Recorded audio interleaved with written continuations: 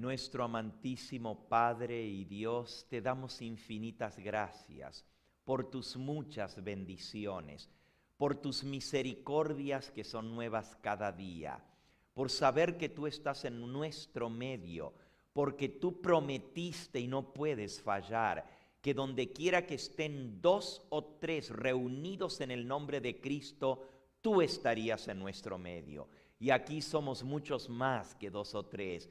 Además de todos aquellos que se unen en espíritu con nosotros a través de la pantalla para escuchar tu palabra. Bendícenos pues al abrir tu santo libro, enséñanos tu verdad, redargúyenos, corrígenos, muéstranos dónde estamos mal en nuestra vida para que podamos cambiar y ser verdaderos testigos tuyos. Bendice a aquellos que vienen de camino también y tráelos con bien, y que tu poder se manifieste en nuestro medio, no solamente en este recinto con tu presencia, pero también en nuestros corazones.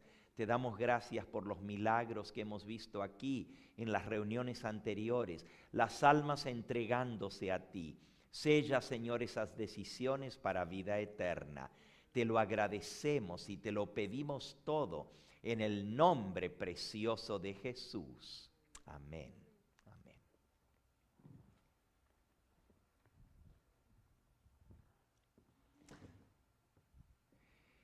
En nuestras últimas presentaciones hemos estado estudiando sobre el problema del pecado y la solución de Dios para el pecado.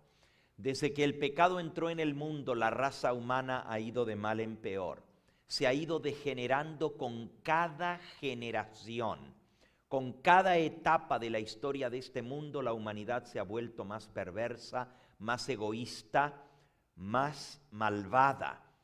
Ya Dios tuvo que actuar en cierta oportunidad, trayendo un diluvio y destruyendo a la raza humana, porque Dios dijo: no contenderá mi espíritu con el hombre para siempre, porque ciertamente él es carne.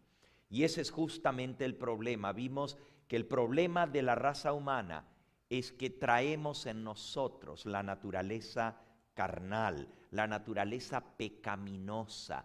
Venimos con tendencias hacia lo malo.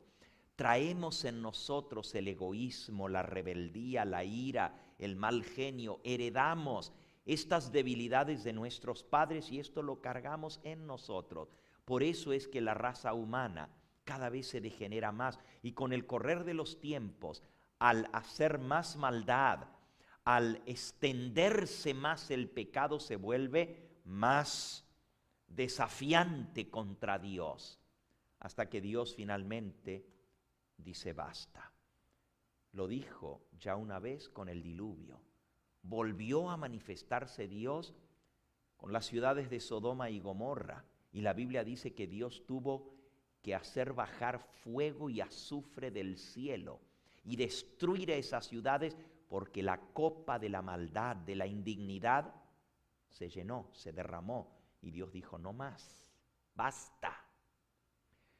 La semana pasada yo estuve en el estado de Washington, al noroeste de los Estados Unidos, y tuve la oportunidad de presentar una serie muy impresionante. Esta serie se titula Las 14 plagas finales. No me equivoqué, no dije las 7, sino las 14 plagas finales, porque la Biblia enseña que van a venir 14 terribles castigos de Dios cuando la ira de Dios se manifieste, cuando Dios diga basta.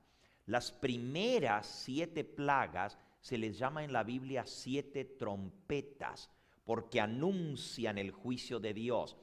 Suceden antes del cierre del tiempo de gracia, o sea, todavía hay oportunidad de salvación. Las últimas 7 plagas caen sobre los habitantes de la tierra después que se ha cerrado el tiempo de gracia, donde ya no hay oportunidad de salvación. Pero Dios envía esos castigos para despertar a la raza humana. Fue muy impresionante esta serie. Yo tengo 35 años de predicar la palabra de Dios y nunca antes había dado una serie sobre las trompetas. Pero Dios puso eso en mi corazón, de estudiarlo, de comprenderlo y de poderlo compartir con otros.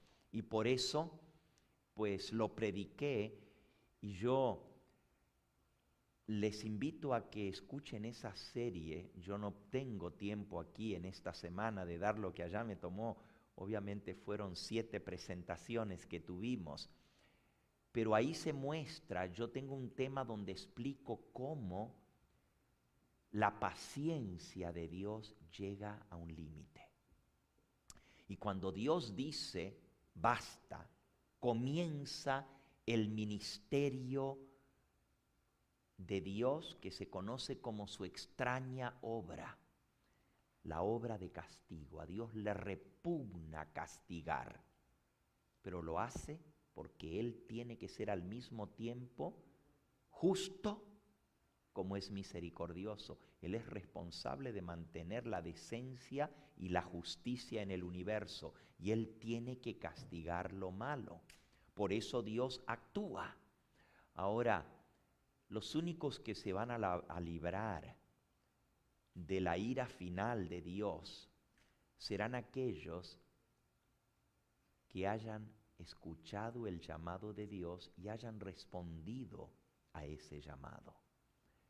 Dios tiene un plan para librarnos del pecado, pero la mayoría de los seres humanos no quiere entender el plan de Dios, no quiere aceptarlo. Y el apóstol San Pablo nos dice que aquellos que no acepten la verdad van a aceptar la mentira, porque van a ser engañados. Lean en Segunda de Tesalonicenses, en el capítulo 2. Segunda de Tesalonicenses, capítulo 2. Y vamos a leer allí un pasaje impresionante, una revelación que Dios le dio al apóstol San Pablo.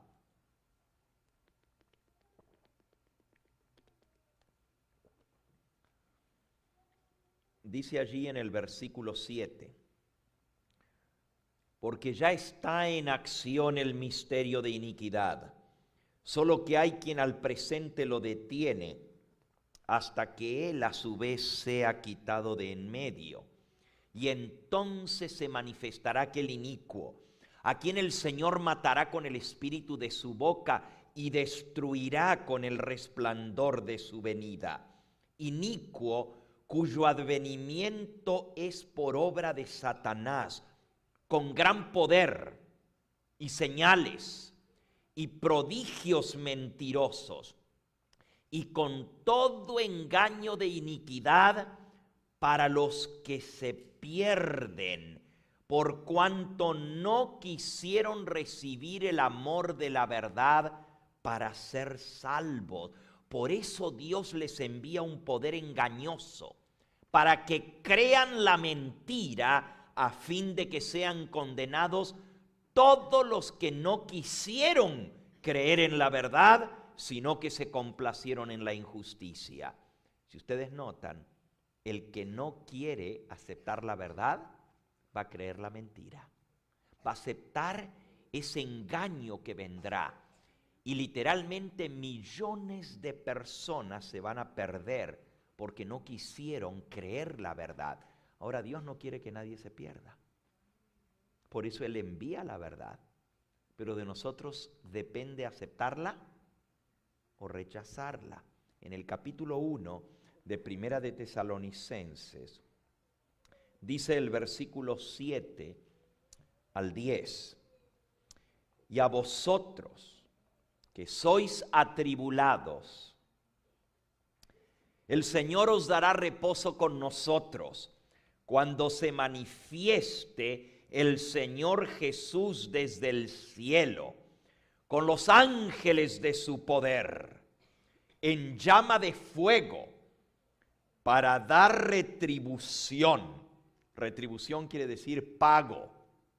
Para dar retribución a los que no conocieron a Dios, ni obedecen al evangelio de nuestro Señor Jesucristo, los cuales sufrirán pena de eterna perdición,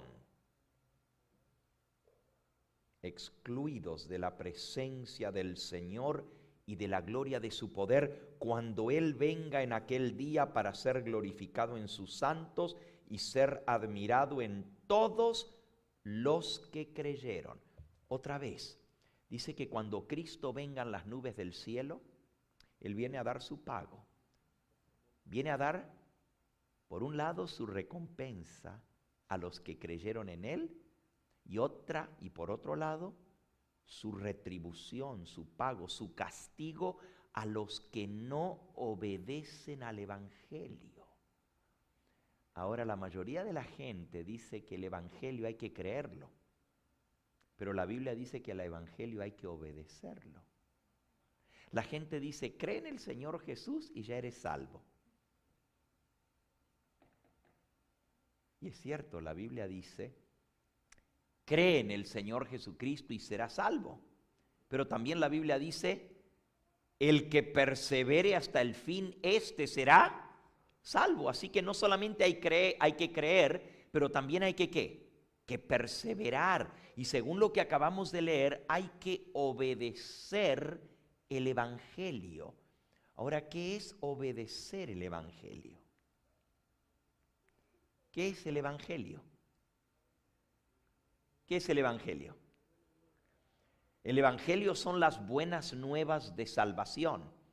¿Y qué parte del Evangelio tiene que ser obedecido? Obviamente todo. Pero si el Evangelio es creer que Jesús murió por nosotros, ¿qué es la parte que yo tengo que obedecer? Eso es lo que vamos a aprender hoy. Ayer hablamos que Jesús dijo que el que no nace de nuevo no puede entrar al reino de los cielos. Y Jesús explicó que nacer de nuevo es necesario porque lo que es nacido de la carne, ¿qué cosa es? Carne es. ¿Y cuántos somos carnales? Todos somos nacidos de la carne. Y porque nacemos de la carne, traemos las debilidades de la carne. Por eso necesitamos nacer de nuevo. Hay algo malo con nuestro nacimiento físico. Y lo que está malo con nuestro nacimiento físico es que heredamos el pecado de nuestros padres. Y porque heredamos el pecado, necesitamos un Salvador. Si tú y yo pudiéramos salvarnos sin Cristo, no hubiera sido necesario que Él viniera a morir. Pero porque no podemos librarnos a nosotros mismos, necesitamos de Jesús. Y Él vino para darnos vida eterna. Ahora, Jesús no solamente nos perdona. Dios nos puede perdonar, no porque Él sea un juez. No sé si entienden la palabra. En Centroamérica se usa la palabra alcahuete. ¿Saben lo que quiere decir? En México también, ¿verdad? No porque Dios sea un Dios blandengue, un Dios que dice, ay, pobrecitos, los voy a perdonar. Usted dice, pero qué bueno que Dios fuera así, ¿verdad? ¿Realmente quisieran ustedes un Dios blandengue? Pónganse a pensar por un momento. Dios es responsable de ejecutar juicio y justicia en su universo. Si no hubiera juicio y justicia, pues cada uno haría lo que quería y viviríamos muy mal en esta tierra. ¿A ustedes les gustaría, por ejemplo, que el juez que está encargado de administrar justicia deje ir al libre a los culpables? ¿Sería bueno? Bueno, usted dice, si los deja ir libres, allá él, no me concierne a mí. Pero ¿y qué si el culpable es el hombre que te hizo daño a ti?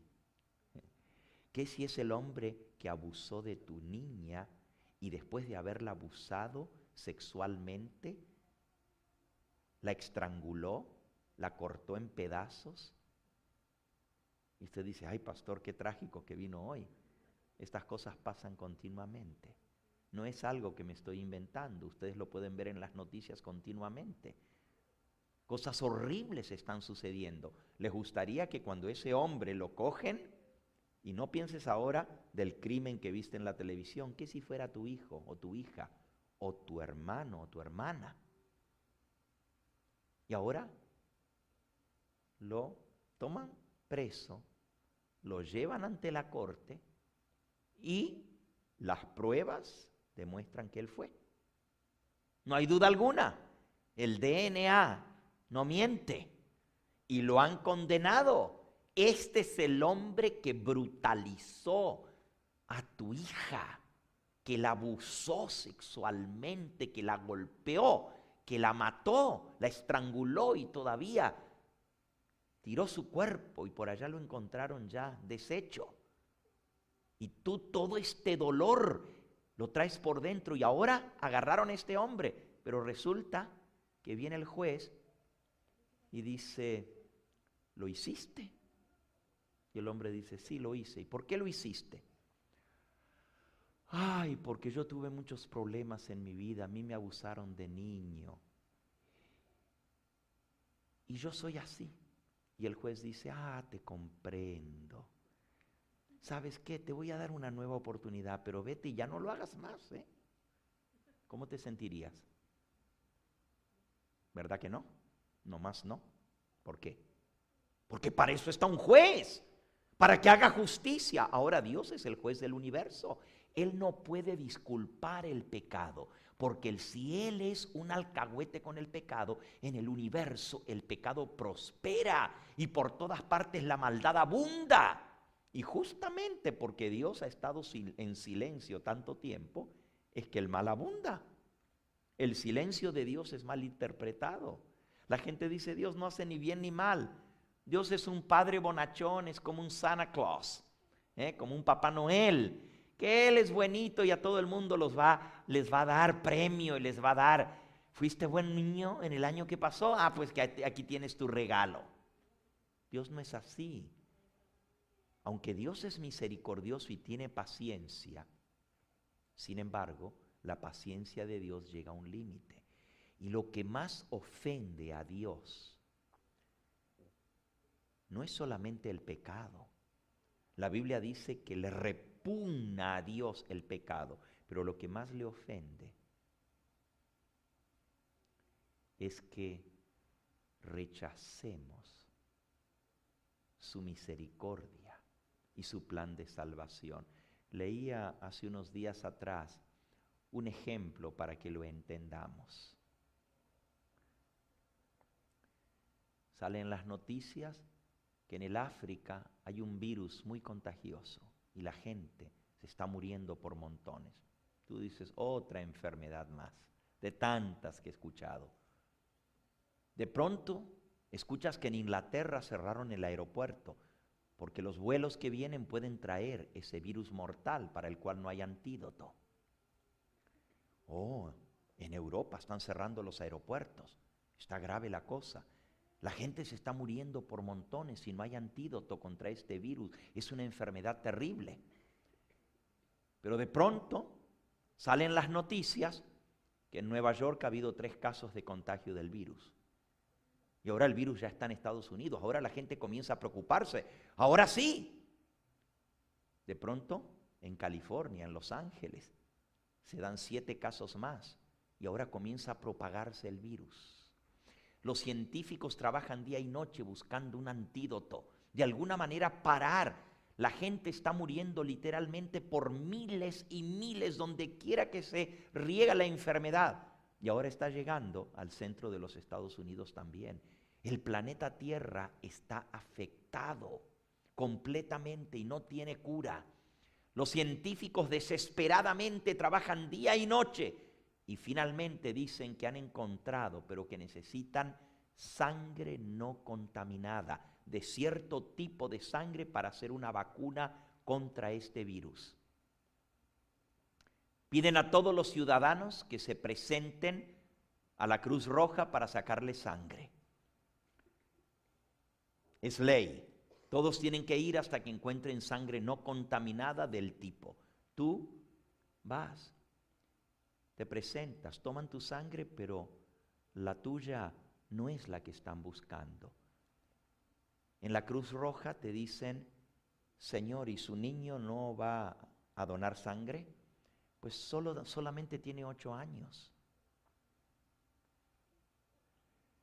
Todos los ciudadanos tienen que dar una muestra de su sangre. Solamente va a tomar 1 minuto. Le vamos a pinchar el dedo, le vamos a sacar a su niño un poquito de sangre y eso es todo. Pero necesitamos hacerlo. Usted le explica a su niño, mira, te va a doler un poquito, pero ya es todo.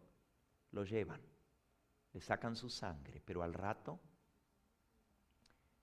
sale el médico y te llama, señor, señora, pasen a mi oficina.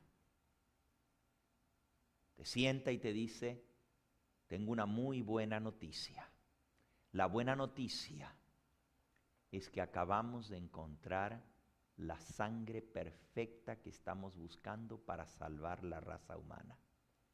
Y esa sangre se encuentra en su hijo. Ustedes se sorprenden. Pero tenemos un problema. El problema que tenemos es que como es niño, no tiene suficiente sangre en su cuerpito. Si fuera un adulto, tiene varias pintas de sangre, pero como es pequeño, la sangre que nosotros necesitamos para hacer el antídoto contra este virus que está destruyendo a la raza humana, vamos a tener que usar toda la sangre de su niño. ¿Pero cómo? Pero Señor, este es un privilegio muy grande que ustedes tienen como padres. Su niño va a morir como un héroe, entregando su sangre para la salvación de toda la raza humana. Pero es que esto no puede ser. ¿Cómo ustedes me van a pedir la vida de mi hijo? Señor, es para salvar a mucha gente.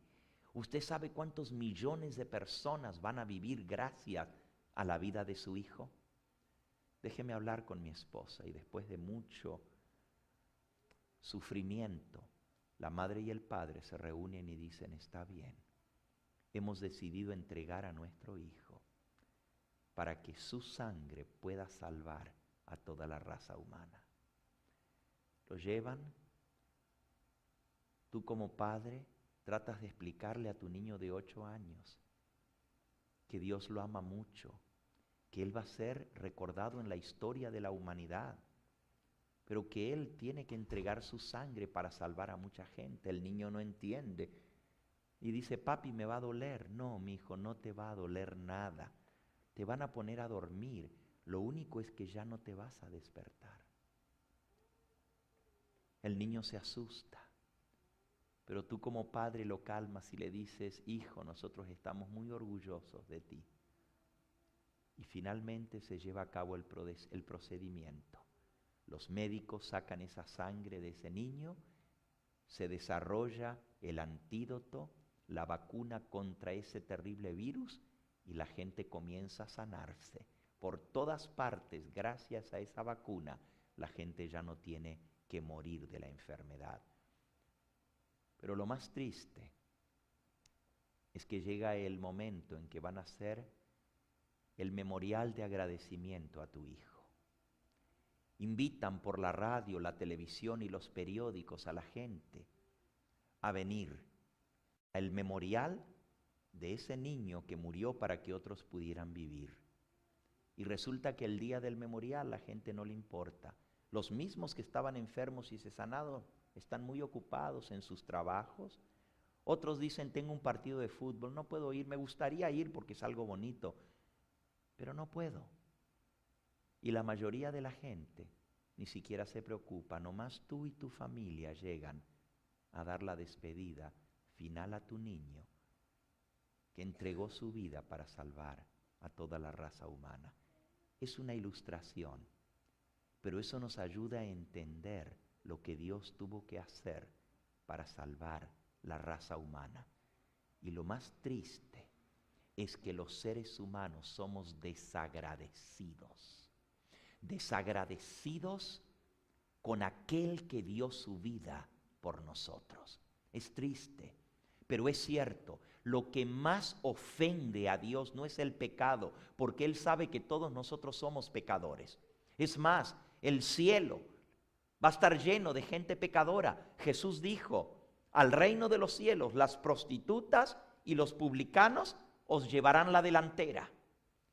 El cielo va a estar lleno de gente pecadora que se arrepintió y aceptó el perdón que Dios ofrece. Pero lo más triste es que millones de personas no agradecen el sacrificio del Hijo de Dios, ni que ese Padre eterno hizo para salvar a la raza humana. Decíamos ayer, claro, ayer había mucha más gente, ¿verdad? Pero decíamos que si esto se hubiera anunciado con un baile, no entraría la gente en este lugar. Si hubiéramos dicho que aquí iba a haber milagros y sanamientos y la gente iba a venir con sus sillas de rueda, les aseguro que se llena el local. Porque cuando vamos a recibir algo que nos interesa, estamos dispuestos a venir a escuchar. Sin embargo, Dios envió a su Hijo. Y dice aquí que lo que más ofende a Dios es que nosotros rechacemos el Evangelio, esas buenas nuevas de salvación. Ahora el Señor Jesús hizo lo posible para que tú y yo seamos perdonados. Dios no disculpa el pecado. Dios no es un Dios alcahuete. Dios no es un Dios blandengue que dice, está bien, los voy a perdonar porque se arrepintieron. A Dios le costó muy caro tu perdón y el mío. Le costó la sangre preciosa de su amado Hijo. Dios no disculpó el pecado, cargó el pecado sobre su propio Hijo. Nadie va a poder jamás decir que Dios es un Dios alcahuete, porque le costó la vida de su propio Hijo el poderte perdonar a ti y a mí. Pero la mayoría de los seres humanos no agradecemos ese sacrificio. El Señor Jesús dijo que si nosotros queremos ser salvos, tenemos que aceptar ese sacrificio. Y anoche terminamos nuestro tema viendo lo que dice San Juan en el capítulo 1. Es triste, pero es cierto. San Juan capítulo 1. Dice en el versículo 10, en el mundo estaba, y el mundo por él fue hecho, pero el mundo no lo conoció.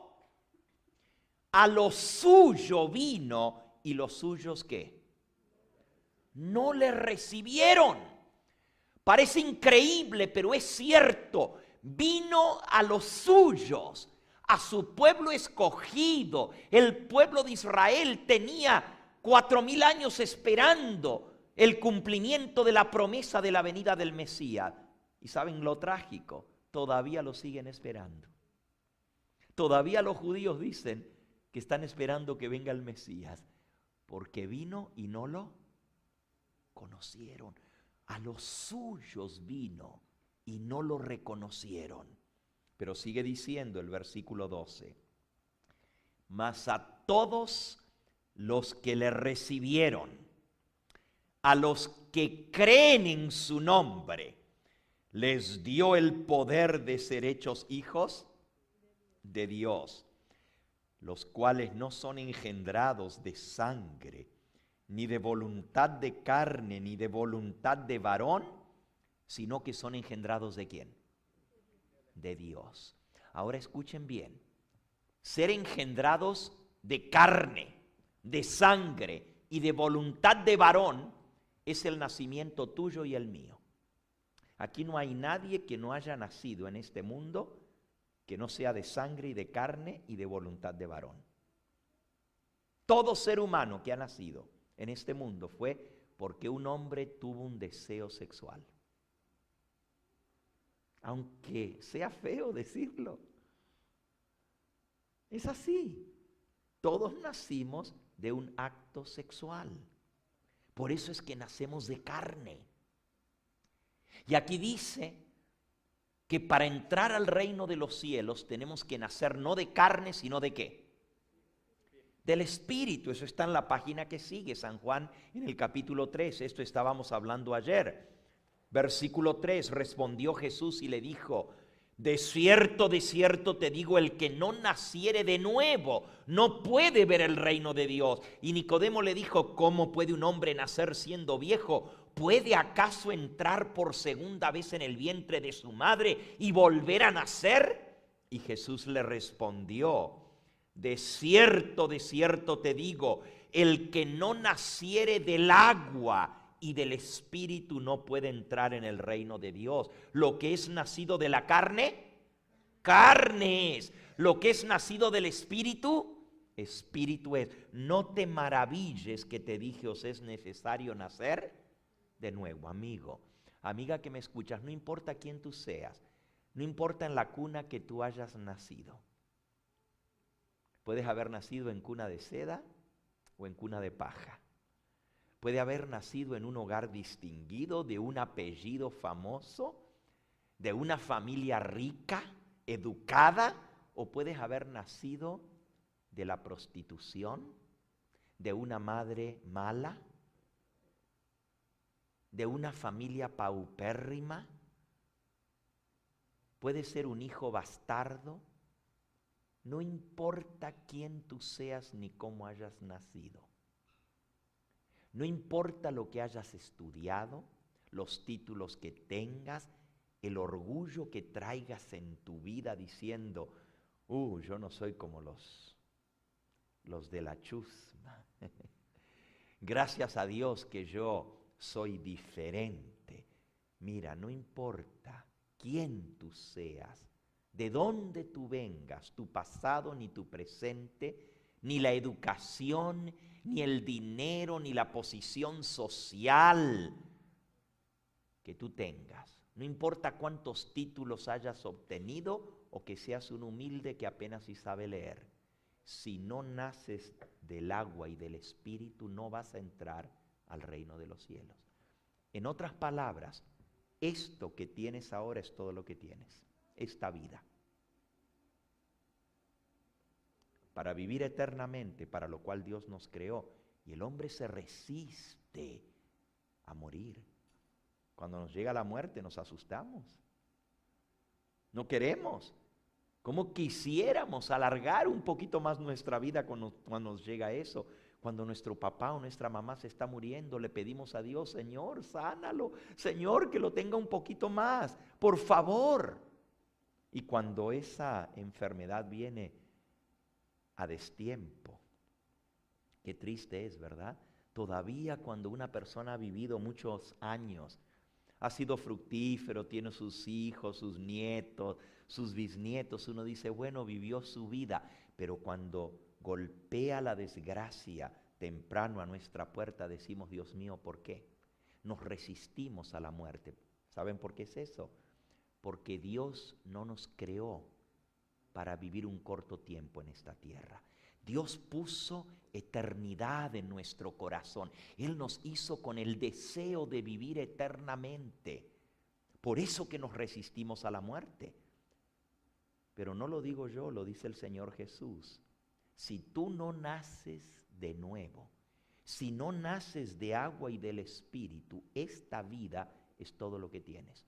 Y si se te acaba esta noche la vida, y tú me vuelves a mirar y me dices, pastor, hoy viniste muy trágico, hoy viniste hablando de asesinatos y de violaciones, y ahora me dices que si me muero esta noche. Bueno, dime, ¿acaso tienes la vida comprada? ¿Acaso sabes si te acuestas hoy y mañana amaneces?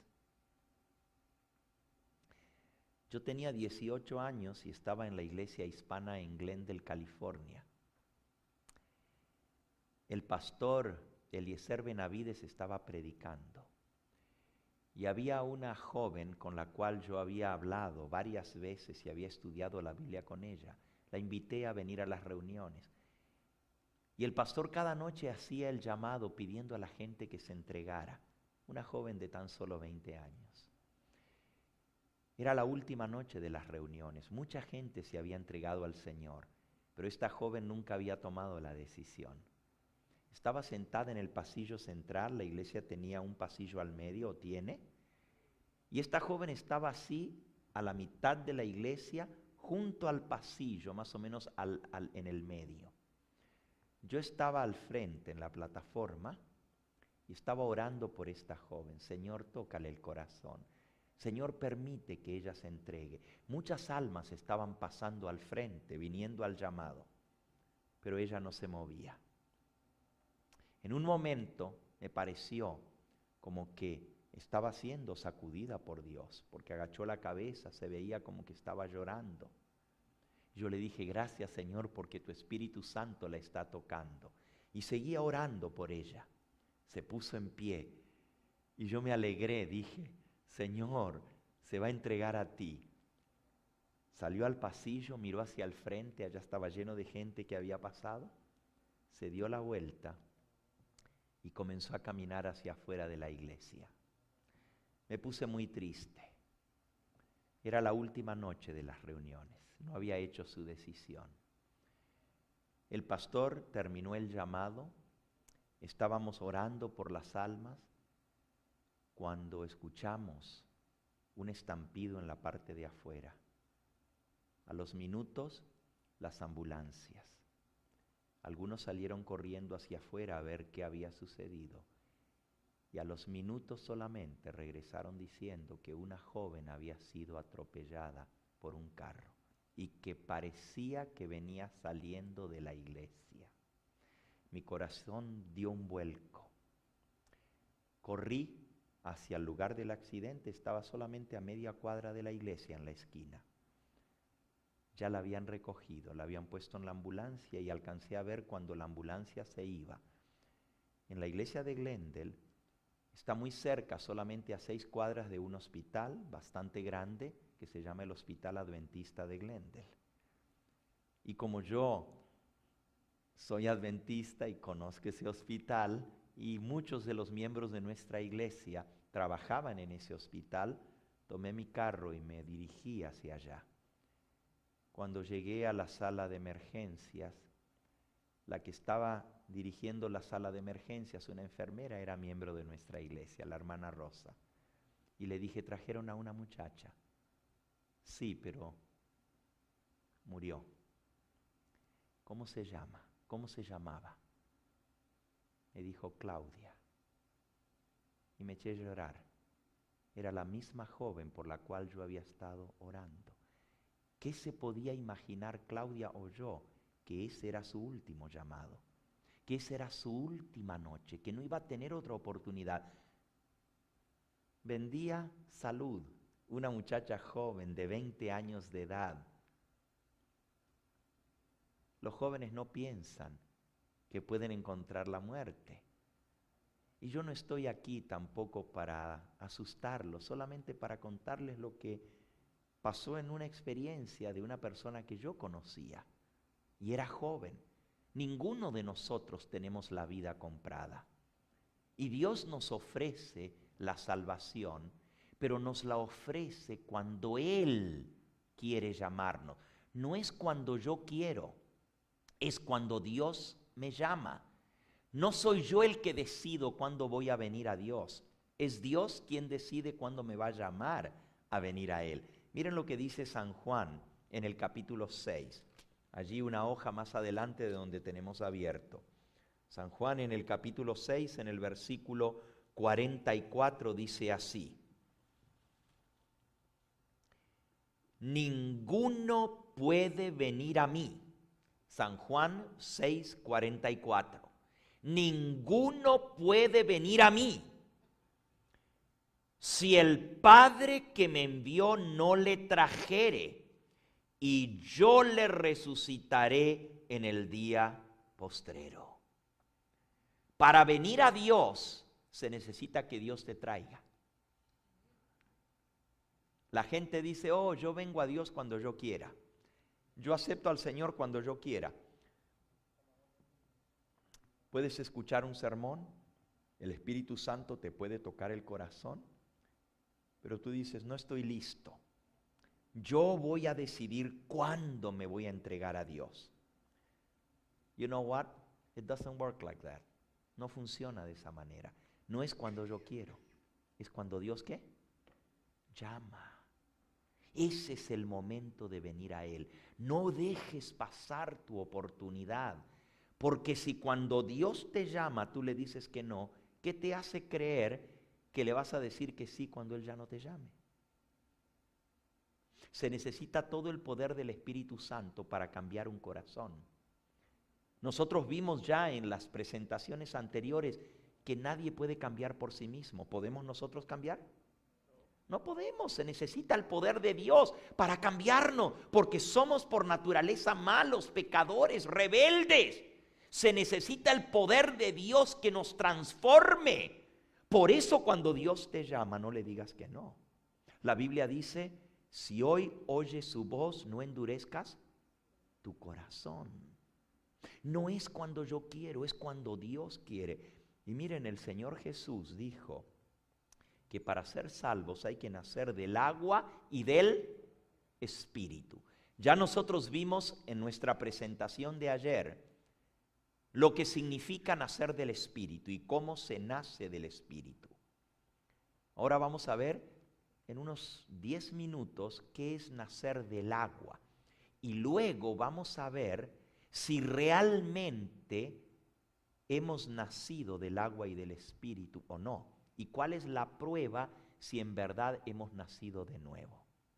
Vamos a ver por un momentito qué significa nacer del agua ahora. San Marcos, capítulo 16 y versículo 15 y 16. Palabra del Señor Jesús dice así.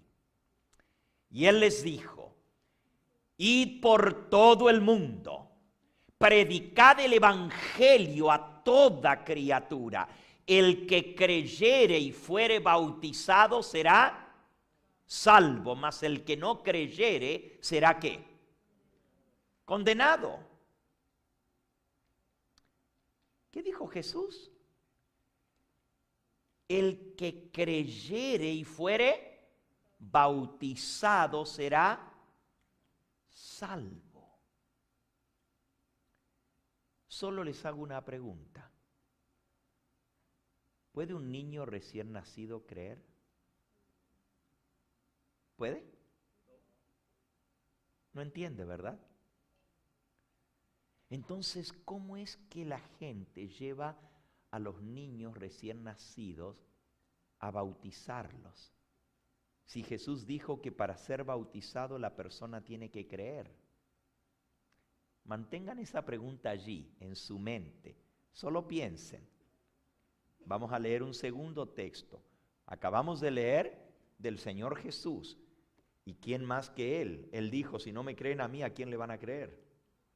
¿Se acuerdan lo que vimos ayer? Yo soy el único que les puedo hablar de las cosas celestiales porque yo soy el único que bajé del cielo para dar testimonio. Créanme. Vamos ahora a ver lo que dijo el apóstol San Pedro. Hechos capítulo 2 y versículo 38. Hechos capítulo 2 y versículo 38. Pedro les dijo, arrepentíos y bautícese cada uno de vosotros en el nombre de Jesucristo para perdón de los pecados y recibiréis el don del Espíritu Santo. ¿Qué hay que hacer para recibir el Espíritu Santo? Hay que arrepentirse de sus pecados y hay que ser bautizado para perdón de esos pecados y entonces recibiremos el don del Espíritu Santo. Ahora, nuevamente vuelvo a hacer la pregunta. No la voy a contestar, nomás hago la pregunta. ¿Puede un niño recién nacido arrepentirse? ¿Puede? ¿Y de qué se va a arrepentir un niño recién nacido? Aquí dice que el bautismo es para perdón de los pecados. ¿Qué pecados tiene un niño recién nacido de los cuales se tiene que arrepentir? ¿Saben? Hace tan solo un mes atrás, la Congregación de la Fe en el Vaticano acaban de cambiar una doctrina que ha enseñado la Iglesia Madre por más de 1000 años. La doctrina viene desde la época del Papa Gregorio Magno. En el año 1079 se aprobó la doctrina, pero ya se enseñaba desde antes, desde el tiempo de San Agustín. Pero Gregorio Magno lo hizo dogma.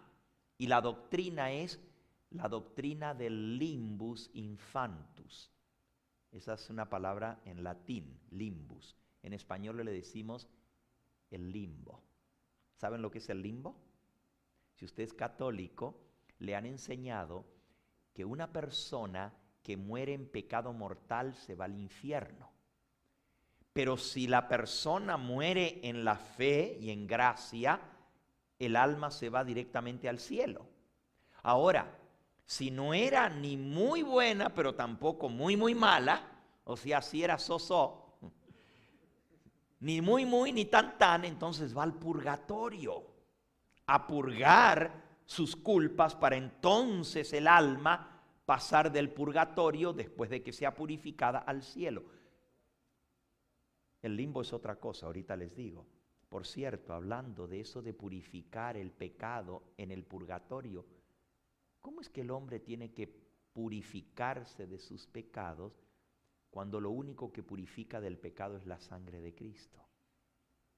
¿Acaso ya Cristo no murió para pagar por nuestros pecados? ¿Por qué entonces el que muere en pecado tiene que ir al purgatorio para pagar por sus pecados con penitencias? Pero miren lo que nos enseña la Biblia con respecto al bautismo de Cristo. Vamos a San Mateo.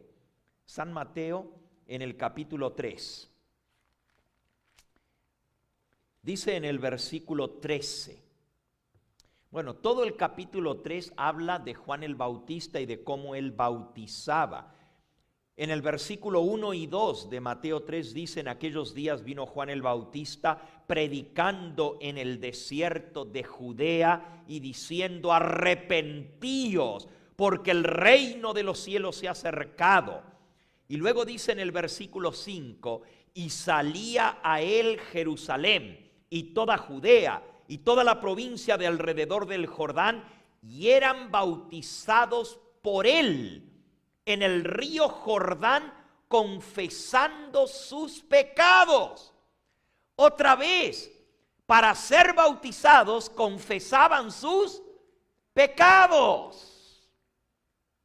En el río Jordán eran bautizados. Ahora vamos a ver cómo fue bautizado Jesús. Versículo 13. Entonces Jesús vino de Galilea a Juan, al río Jordán, para ser bautizado por él. Mas Juan se le oponía diciendo: yo necesito ser bautizado por ti y tú vienes a mí. Pero Jesús le respondió: deja ahora, porque así conviene que cumplamos toda justicia. Y entonces le dejó. Y Jesús, después que fue bautizado, subió luego del agua. Y aquí que los cielos le fueron abiertos y vio al Espíritu de Dios que descendía como él, sobre él como paloma, y venía y se posaba en él. Y hubo una voz de los cielos que decía: este es mi Hijo amado, en quien tengo complacencia.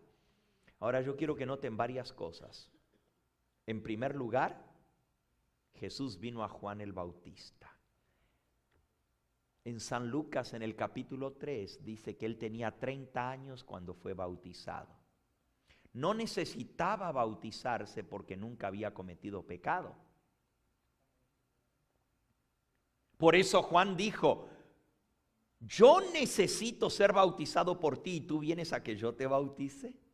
Pero Jesús dijo: deja, para que así se cumpla toda justicia. Me gustaría tener tiempo para explicarles por qué Jesús se bautizó. Pero una cosa es cierta: nadie va a poder decir: yo no me bautizo, porque Jesús nunca se bautizó, porque Él nos dio el ejemplo, ¿verdad? Porque si Él no se hubiera bautizado, más de uno diría: no, yo sigo el ejemplo de Jesús, y como Él no se bautizó, yo no me bautizo. Pero Jesús, sin necesidad de bautizarse, se bautizó para darnos ejemplo. Hay otra razón por la cual Él se bautizó, no la vamos a ver ahora. Pero hay otro punto interesante aquí. Dice que Jesús, cuando fue bautizado, subió del agua. Para subir del agua, primero se tiene que ¿qué? Que bajar al agua. No se puede subir del agua si usted no bajó primero. Entonces, ¿cómo es el bautismo? Porque hoy en día llevan al niño en los brazos y van a la pila bautismal. El sacerdote moja su dedo en agua bendita, le salpica sobre la frente, hace la señal de la cruz en el nombre del Padre, del Hijo, del Espíritu Santo, le pone un poquito de sal en la lengua y el niño está bautizado. Bueno, por cierto, dije lo llevan a la pila del bautismo. ¿Saben lo que quiere decir la palabra pila? Pileta. Pero hoy en día la pila bautismal es un pedestal que tiene una fuente arriba y ahí está el agua bendita. Usted las ve a las entradas de la iglesia. Si va aquí a la catedral de Saint Paul, va a ver allí a la entrada de la puerta la pila bautismal. Esas no son las pilas bautismales originales. Usted puede ir a las iglesias más antiguas, en Roma, en Florencia, en Corinto, las iglesias que vienen de los primeros siglos del cristianismo. Por ejemplo, la iglesia más famosa en Florencia, usted va a ver que está la iglesia y cruzando la calle está el bautisterio de la iglesia. Es una pila, literalmente la palabra pila quiere decir una pileta, como que fuera una piscina, una alberca. Eso es lo que significa pila. Si usted busca la palabra pila en el diccionario, significa alberca, piscina, porque para que una persona pueda ser sumergida en el agua, tiene que haber suficiente agua para que sea sepultada en el agua. Y el bautismo por inmersión es el único tipo de bautismo autorizado en la Biblia. No hay tal cosa como bautismo de niños en el Evangelio. No hay tal cosa como bautismo por asperjamiento. Eso quiere decir echando o salpicando agua. Ni tampoco por infusión echando agua. Miren, los dibujos que hacen de Jesús bautizándose en el río Jordán, lo tienen a Juan el Bautista y tienen un jarrito o una concha en la mano y lo tienen a Jesús y él está echando un chorrito de agua arriba de la cabeza. Para eso necesitaba ir al río Jordán. Miren lo que dice el Evangelio. Vayan a San Juan en el capítulo 3 y se van a dar cuenta que todo eso es simplemente una tradición, pero es un engaño, una mentira, porque jamás el bautismo de Cristo fue así. La Biblia dice que Él subió del agua y para subir del agua tuvo que bajar primero al agua. Miren lo que dice San Juan en el capítulo 3 y el versículo 22. Después de que Jesús le dijo a Nicodemo, versículo 5 primero de San Juan 3, de cierto te digo, el que no nace de agua y del Espíritu no puede entrar en el reino de Dios. Miren lo que dice el versículo 22. Después de esto, vino Jesús con sus discípulos a la tierra de Judea y estuvo allí con ellos y bautizaba. Jesús también bautizaba. Y Juan el Bautista también bautizaba en Enón, junto a Salim, porque había allí muchas aguas y venían y eran bautizados, porque Juan aún no había sido encarcelado. Bautizaban en el río Jordán, en Enón, junto a Salim, porque había allí muchas aguas. Ahora, para el bautismo de Jesús, para el bautismo de Juan el Bautista, dice el Evangelio que se necesita muchas aguas. Sin embargo, el bautismo de hoy en día, con un vasito podrías bautizar a 10, 20, 50, 100 niños, porque nomás es mojar el dedo y salpicar. Juan el Bautista podría haber agarrado agua del estanque de Siloé que estaba en Jerusalén y haber llenado un jarrito y con eso bautizar a toda la ciudad de Jerusalén. Pero él fue a bautizar al río Jordán, porque había allí muchas aguas, y venían y eran bautizados. La palabra bautizar quiere decir sumergir debajo del agua. Ahora, usted dice, ¿qué importa cómo se bautice? Al fin y al cabo, lo que importa es que lo hagan en el nombre del Padre, del Hijo y del Espíritu Santo y ya está bautizado. No. El bautismo tiene un simbolismo muy especial y no se puede quebrantar, romper, destruir ese símbolo. Vamos a leerlo. Romanos capítulo 6. Romanos capítulo 6. El apóstol San Pablo explica: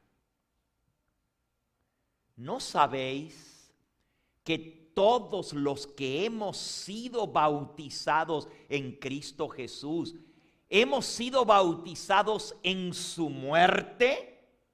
Porque somos sepultados juntamente con Él para muerte a través del bautismo, para que como Cristo resucitó de los muertos por la gloria del Padre, así también nosotros andemos en vida nueva. Justamente esta serie que estoy dando estos días aquí en Saint Paul lleva por título Vida Nueva, y tomé ese título de este versículo. ¿No sabéis que todos los que hemos sido bautizados en Jesús somos bautizados en su muerte? Somos sepultados a muerte por el bautismo, para que como Jesús resucitó de los muertos, también nosotros resucitemos a una vida nueva. De eso es lo que hemos venido hablando todos estos días, de esa nueva vida que Dios te quiere dar. Que llegues a ser una nueva criatura, que puedas entrar al reino de los cielos. No rechaces el mensaje de Dios, porque Él te quiere salvar. Pero para esto tienes que aceptar. El que no nace de nuevo no entra al reino de Dios. Te vas a quedar aquí. Te vas a perder eternamente a menos que aceptes el evangelio. ¿Y por qué es tan importante el bautismo y la manera como se bautiza? Mira, lo que nos da el perdón de los pecados no es el bautismo. Y tú dices, ¿cómo, pastor? ¿Qué nos dice Pedro? Arrepentíos y bautícese cada uno de vosotros para perdón de vuestros pecados. ¿No es el bautismo que nos consigue el perdón? No. Amigo, la paga del pecado no es el bautismo. La paga del pecado es ¿la qué? La muerte. Y si Cristo no hubiera muerto, tú y yo estuviéramos perdidos. Porque el pecado no se paga con el bautismo, el pecado no se paga con penitencia, el pecado no se salda con arrepentimiento. El pecado se paga con la vida. La paga del pecado es muerte, y si Dios no hubiera dado a su Hijo para morir por ti y para morir por mí, no importa cuántas veces me bautizara, no habría perdón. Dios es un Dios justo y cargó el pecado tuyo y el mío sobre su Hijo. Y tú dices, pero ¿cómo una persona pudo morir por mí? Bueno, Él tomó mi lugar, Él tomó el tuyo, pero por eso tenía que ser hombre, para morir como hombre. Pero también tenía que ser Dios, porque un hombre vale por otro hombre. Una criatura vale por otra criatura. Un ser creado vale por otro ser creado. Solamente el Creador vale por todos. La vida del Creador tenía que ser dada para la redención de la raza humana. Tenía que ser el Hijo de Dios el que muriera en la cruz del Calvario, porque si no, si hubiera muerto un hombre común, si hubiera muerto simplemente, por más bueno y perfecto que sea, un hombre sin pecado, solamente podría haber pagado por la vida de otro pecador. Pero el que es Dios eterno, el Creador de los cielos y de la tierra, tuvo que morir para pagar por todos los seres humanos. Por eso dice, en el mundo estaba y el mundo por él fue hecho, pero el mundo no lo conoció. A los suyos vino y los suyos no lo recibieron. El que creó el mundo, el creador del cielo y de la tierra, se tuvo que hacer hombre para venir a morir como hombre, porque el hombre era el que había pecado. Pero tenía que ser Dios al mismo tiempo para que su muerte fuese suficiente para pagar por toda la raza humana. Por eso, para creer en Cristo y recibir la salvación, hay que creer no solamente que Él murió por tus pecados, tienes que creer que Él es el Hijo de Dios. Leamos un versículo en Hechos capítulo 6. Un poquito antes de Romanos está Hechos, el libro anterior. Hechos capítulo 8. Hechos capítulo 8. Cuenta la historia de un africano de Etiopía.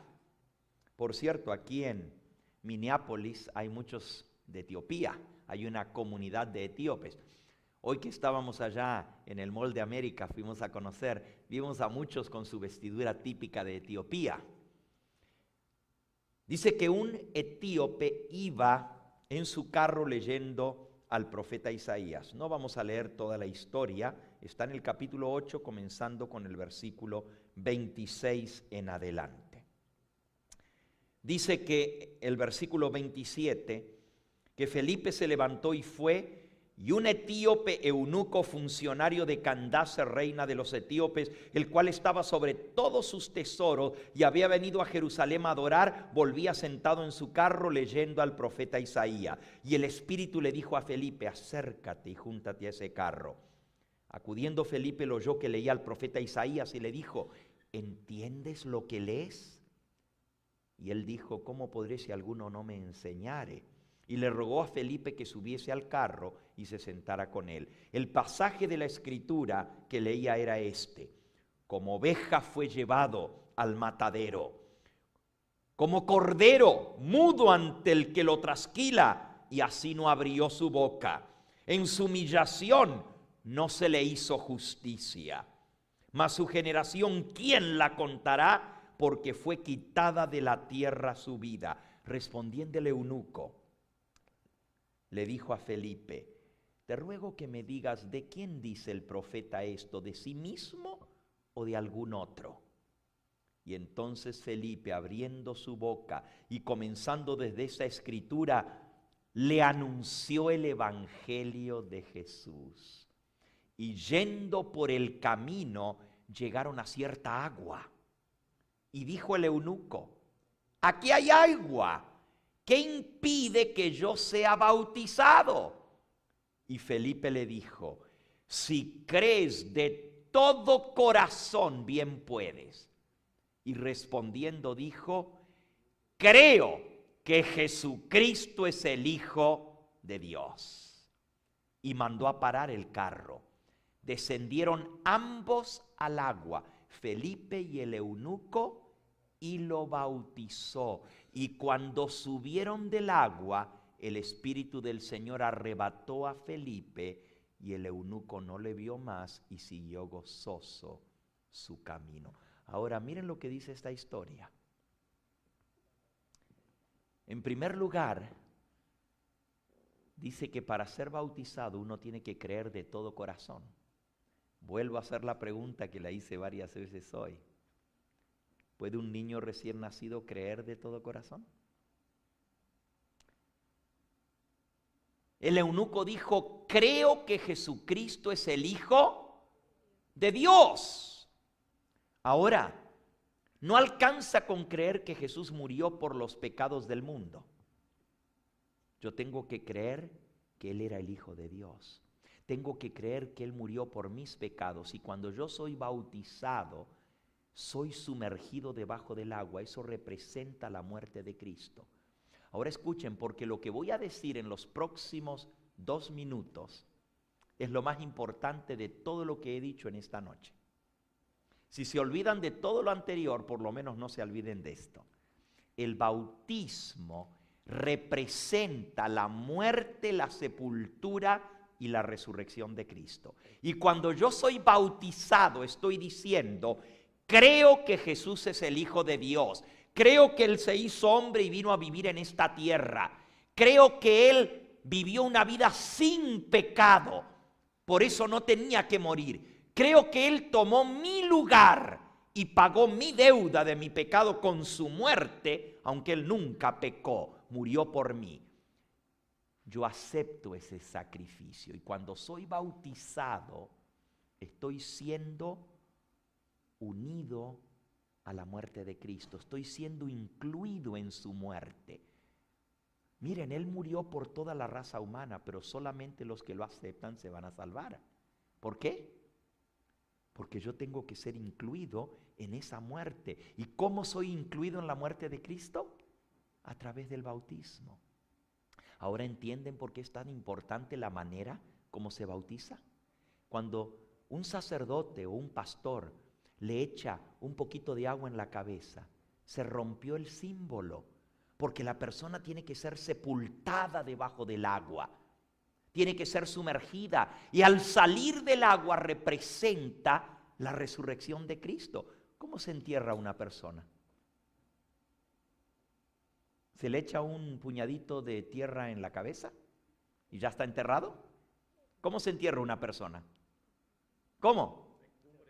Hay que cubrirla total y no se le puede dejar un brazo afuera. Ustedes se ríen, se miraría raro, ¿verdad? Enterrar a una persona y dejarle el brazo afuera. Pero de igual manera el bautismo, la persona tiene que estar completamente sumergida en el agua. Ahora, si yo cambio la manera del bautismo, cambio el simbolismo. Les voy a dar otro ejemplo. Jesús estableció 2 sacramentos, 2 ritos para su iglesia. Uno de esos sacramentos es el bautismo. Yo sé que la iglesia madre dice que son 7 los sacramentos, pero la Biblia solamente menciona 2. El Evangelio no menciona 7 sacramentos. Menciona solamente 2.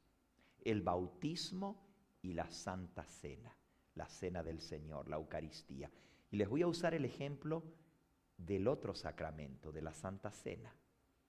Jesús tomó panes sin levadura de la Pascua, porque Él era el Cordero Pascual.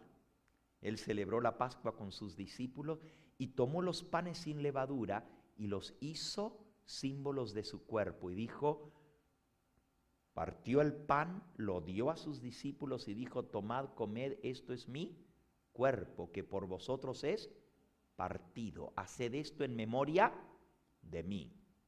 Y luego tomó la copa del vino. Era vino sin fermentar, escuchen bien.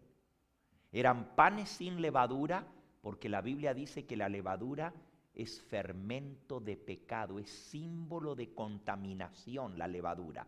Por eso el pan tiene que ser sin levadura.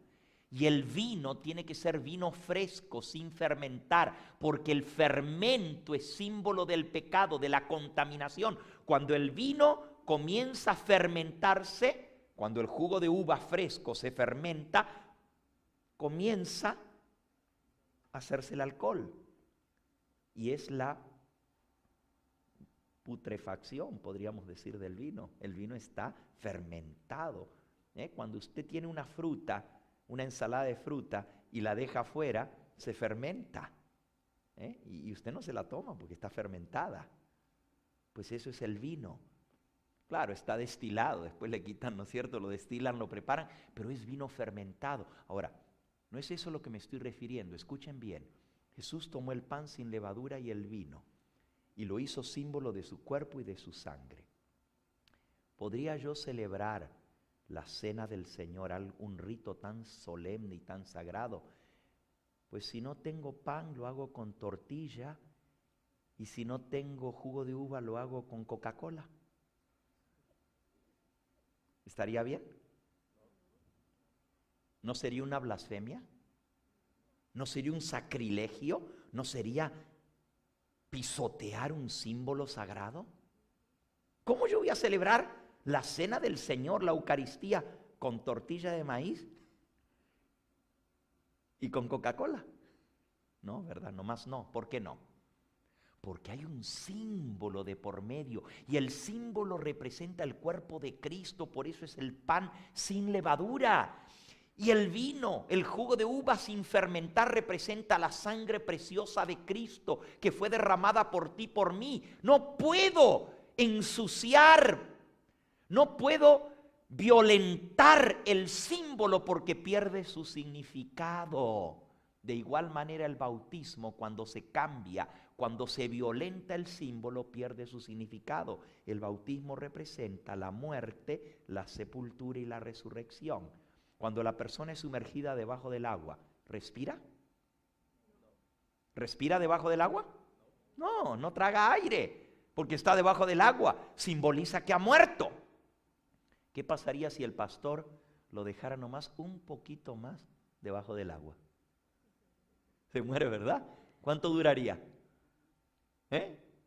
2 minutos. Si agarró bastante aire. Y si no agarró aire cuando lo metieron debajo, ¿cuánto dura? Ahora, no lo digo en son de risa. Estoy diciendo para que entendamos que representa la muerte. ¿Y qué es lo primero que hace una persona cuando sale del agua? Cuando tú has estado sumergido debajo del agua. Así mismo, hermana, como hace el armar, agarrar aire, ¿no es cierto? Lo primerito, si te han metido debajo del agua, cuando te levantan del agua, lo primero que haces es, ¿se acuerdan que ayer vimos que el Espíritu Santo está simbolizado en la Biblia por el viento, por el aire? San Juan 3, Jesús dijo, el viento sopla. Y la palabra viento en griego, aire, se dice neuma. De ahí viene nuestra palabra neumático. Algo que está lleno de aire, neuma. Así se dice en griego, espíritu. Espíritu y aire es lo mismo. Entonces, cuando la persona inspira, respira, aspira el aire, es símbolo de que está recibiendo el Espíritu Santo. Ese es el simbolismo del bautismo. Ahora están entendiendo por qué Jesús dijo, el que no nace del agua y del Espíritu no puede entrar en el reino de los cielos. Representa la muerte, la sepultura, la resurrección de Cristo, su sacrificio en mi lugar. Pero el bautismo también representa la nueva vida, la resurrección a una nueva vida, la recepción del Espíritu Santo. Y vamos a leer nuestro último versículo en esta noche. Ya no nos dio tiempo ver la última partecita, pero mañana vamos a verlo más a fondo. Y el tema de mañana, escuchen bien, ya tenemos nosotros 4 temas que se han presentado aquí, pero el de mañana es el más importante de toda la serie. Si tenías que faltar a uno, hubieras faltado el de hoy. Pero el de mañana no puedes faltar, simplemente porque es el más importante de todo. ¿Cómo saber si realmente hemos nacido de nuevo? La prueba de que en verdad hemos experimentado el nuevo nacimiento. Mañana vamos a hablar de eso. Y se va a llamar el tema de mañana, la simiente de Dios. La simiente de Dios. Muy interesante. Usted dice, ¿cómo es eso de la simiente? Bueno, cuando un bebé es engendrado, el padre pone la simiente. Y cuando nosotros somos engendrados del Espíritu Santo, Dios Padre pone su simiente en nosotros. Y vamos a ver cuál es esa simiente. El apóstol Juan dice que el que no tiene la simiente de Dios no es hijo de Dios. ¿Y cómo sabemos si hemos sido engendrados de Dios y tenemos la simiente de Dios en nuestra vida? Ese va a ser el tema de mañana. Hoy vamos a leer un último versículo para mostrar lo que Dios hace a través del bautismo. Vamos al libro de Ezequiel y con este vamos a terminar.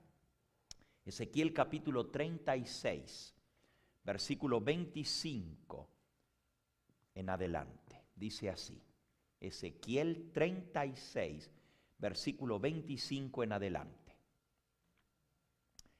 Esparciré sobre vosotros agua limpia. Ezequiel 36, 25. Esparciré sobre vosotros agua limpia. Seréis limpiados de todas vuestras inmundicias, de todos vuestros ídolos os limpiaré. Os daré un corazón nuevo. Pondré un espíritu nuevo dentro de vosotros. Quitaré de vuestra carne el corazón de piedra y os daré un corazón tierno. Y pondré dentro de vosotros mi espíritu. Y haré que andéis en mis estatutos, guardéis mis preceptos y los pongáis por obras. Esto es lo que Dios se compromete a hacer, lavarnos de nuestra inmundicia, limpiarnos de nuestro pecado con agua limpia, es agua del bautismo. Y luego dice, os voy a dar un corazón nuevo. Trasplante de corazón. Ese es el milagro que Dios hace. De ese milagro hablábamos ayer. más grande que el milagro de levantar a un muerto, del sanar a un paralítico, de darle vista al ciego, es que Dios nos dé un nuevo corazón, que Él nos cambie, porque nosotros no podemos cambiar. Y Dios se compromete a hacerlo. Él dice, os daré un corazón nuevo, pondré un espíritu nuevo dentro de vosotros, quitaré de vosotros ese corazón duro de piedra y os daré un corazón tierno de carne y pondré dentro de vosotros mi espíritu. En el momento del bautismo, cuando tú sales del agua, así como Jesús recibió el Espíritu Santo que se posó sobre él, cuando nosotros salimos del agua en el bautismo, recibimos el Espíritu Santo. Y el Espíritu Santo hace que podamos obedecer a Dios, guardar sus mandamientos y ponerlos por obra. Mañana vamos a hablar de esa obra del Espíritu Santo en nuestro corazón. Y me estoy adelantando porque la simiente de Dios es el Espíritu Santo. ¿Qué fue lo que engendró a la Virgen María, a ese niño en su vientre? ¿No fue el Espíritu Santo? Él fue el que puso la simiente de Dios en el vientre de María. Y el Espíritu Santo es esa simiente de Dios en nosotros. Mañana vamos a ver cómo estar seguros de que tenemos la simiente de Dios en nosotros. ¿Cómo sabemos si realmente tenemos o no tenemos el Espíritu Santo? Los pentecosteses o pentecostales dicen que si tú no hablaste en lenguas, no recibiste el Espíritu Santo. ¿Será cierto eso? ¿Será cierto que si una persona no habla en lenguas, no tiene el Espíritu Santo? Mañana vamos a hablar de eso y vamos a ver cómo identificar la simiente de Dios en nosotros. Hoy vamos a pedirle a Dios que este tema que hemos aprendido no nos sirva de condenación, sino de salvación. Porque si antes no lo sabías, ahora ya no puedes decir que es ignorancia. Si tú nunca fuiste bautizado, ya no puedes decir que no lo sabes, porque ya Dios te lo mostró en su palabra. Yo no te he dicho nada que no te lo haya leído en este libro. Te leí las palabras de Cristo, las palabras de San Pablo, las palabras de San Pedro. Te leí el Evangelio y este es el Evangelio verdadero. No es un evangelio adulterado, no es un evangelio cambiado. Esta es la palabra de Dios, esta es la verdad. Y si tú no aceptas, no amas la verdad y la recibes en tu corazón, vas a creer una mentira. Dios va a permitir que venga un engaño y vas a creer el engaño y te vas a condenar porque no quisiste aceptar la verdad. Vamos a pedirle a Dios que no sea un tema esta noche de condenación. Por supuesto que yo he predicado este tema para tu salvación. A eso me mandó Dios, a predicar el evangelio de salvación. Pero ¿sabes? El mismo tema puede ser condenación si tú no lo aceptas, porque ya no vas a poder decir que fue ignorancia. Quiero hacerles una pregunta. Antes de hacerles la pregunta, repasemos. El bautismo es para perdón de los pecados. El bautismo es para personas que entienden lo que es bueno y lo que es malo, no para niños recién nacidos. El bautismo es cuando una persona cree y acepta al Señor Jesucristo como su Salvador y lo acepta como el Hijo de Dios que vino a este mundo. El bautismo es cuando una persona se arrepiente de corazón del pecado y recibe a Cristo en su vida. A nadie se le puede impedir el bautismo, porque la Biblia dice, aquí hay agua que impide que yo sea bautizado. Y Felipe dijo, si crees de todo corazón, nadie te lo puede impedir. Si tú crees, no te pueden impedir el bautismo. El bautismo es sumergiendo a la persona debajo del agua. Ese es el único bautismo verdadero. ¿Saben lo que quiere decir la palabra bautismo? En griego se dice bautizo. En español se dice de dos maneras, bautismo y bautizo. Algunos dicen bautizo. En México, por ejemplo, se usa bautizo o también se usa bautismo. Las dos maneras están correctas según el diccionario de la Real Academia Española. Pero bautizo es exactamente exactamente como aparece en el Evangelio. La palabra es griega, no es española, es griega. ¿Y saben lo que quiere decir bautizo en griego? Literalmente quiere decir sumergir debajo del agua. Bautizo, si usted lo busca en el diccionario griego, significa sumergir debajo del agua. Ahora sí les voy a hacer la pregunta. ¿Cuántos de los que están aquí fueron bautizados como niños recién nacidos por sus padres? ¿Puedo ver las manos?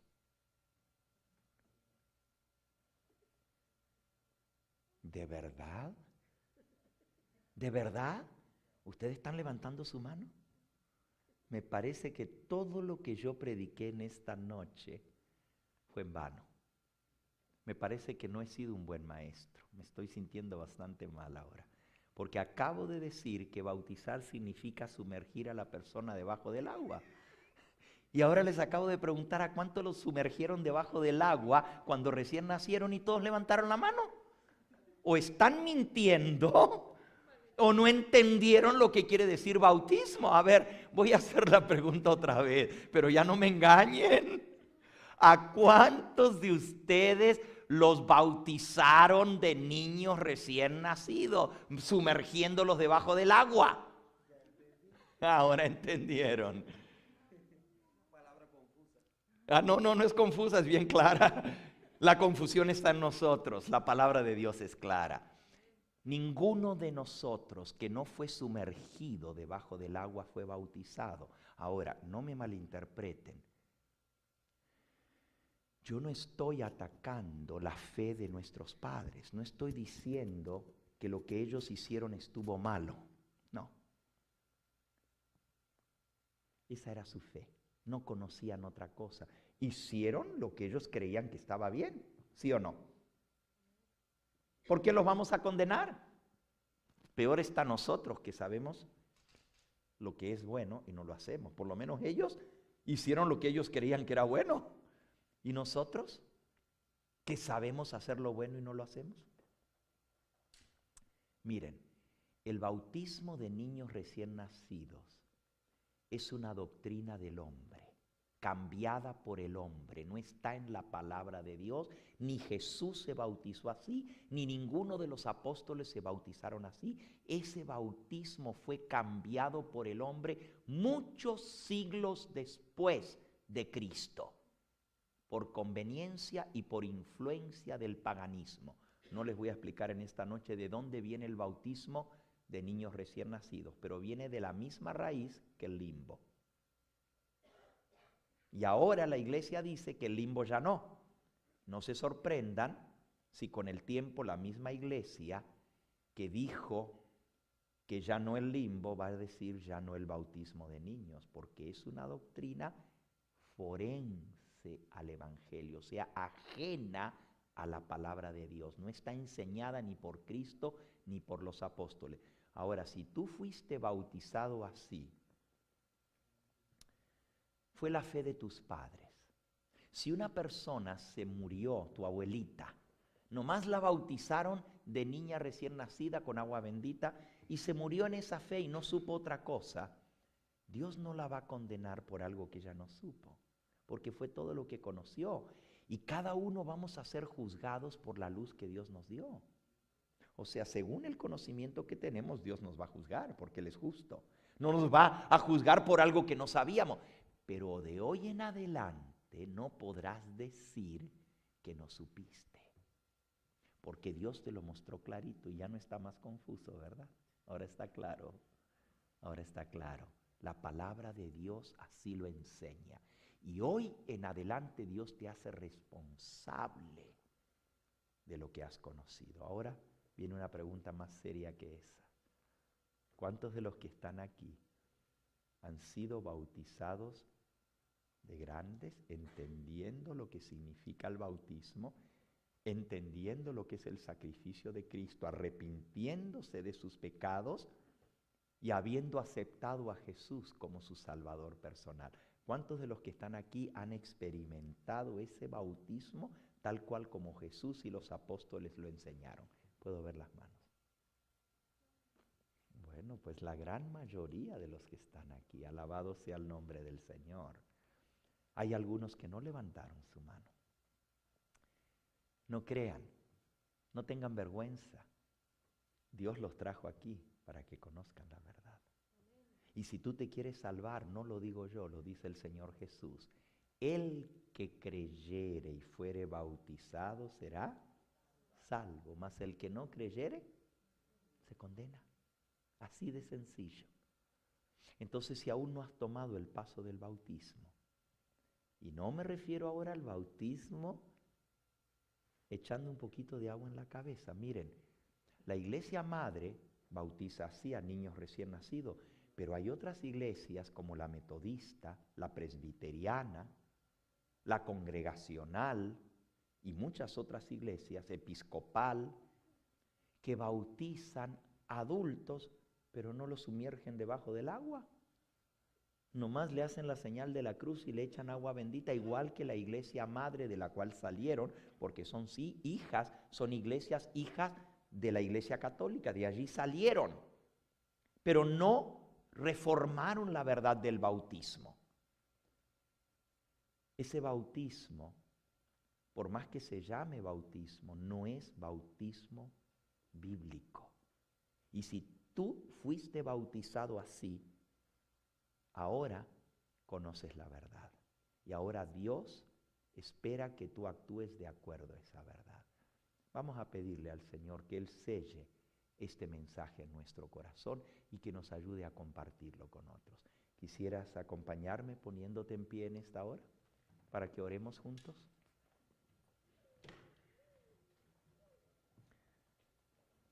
Y yo quiero en esta noche orar especialmente por aquellos que aún no han tomado este paso del bautismo. Aquí hay varios que no levantaron su mano. Yo quiero orar especialmente por ellos. Quisieras en esta hora decirle, Señor, yo quiero hacer tu voluntad. Yo no quiero tomar un paso apresurado. Yo no quiero irme ya a bautizar sin estar seguro o segura de lo que estoy haciendo. Pero si esta es tu verdad, Señor, yo no quiero rechazarla. Yo quiero que tú confirmes en mi corazón este mensaje. Así como lo he visto en la Biblia, yo quiero estar completamente preparado para tomar este paso. Hay alguien aquí que quiere decir, pastor, ore por mí, yo soy esa alma. Yo sé que Dios me trajo aquí ahora. Inclúyame en su oración porque yo me quiero preparar para tomar el paso tan solemne e importante para mi salvación como es el paso del bautismo. ¿Hay alguno aquí que aún no ha sido bautizado? Quisiera levantar tu mano para que yo ore ahí en el lugar donde estás. Joven, el Señor te bendiga. Aquí hay un alma sincera.